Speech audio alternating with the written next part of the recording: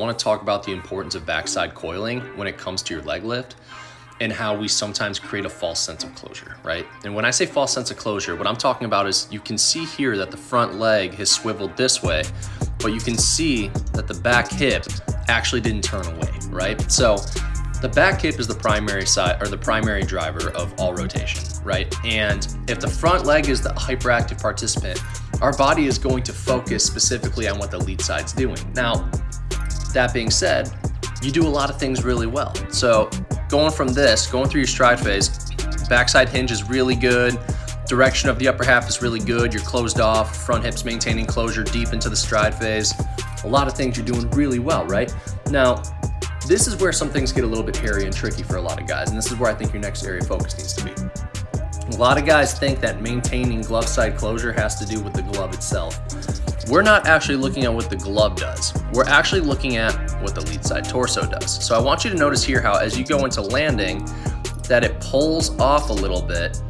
The torso is well outside, and you're keeping that glove tucked in inside, making it appear as though you maintain that front side closure. But what ended up happening, and this has to do often with how wide open that front hip flexor is at landing, right? So a lot of guys, they land straight on and straight forward. You can see that your toes are actually pointed directly at the catcher, right?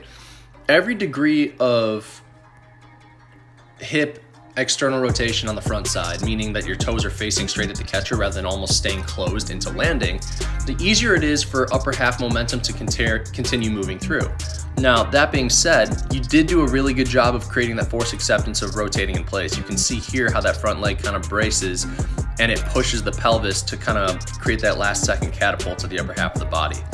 I just think the next couple areas, and the reason why it's so important to think about that glove side closure is when we're talking about the torso and not so much the glove, the whole purpose of rotating against a strong lead side is to turn on the core musculature that's responsible for stabilizing the spine. So when we're talking about the erector spinatus, we're talking about the quadratus lumborum or the QL muscles.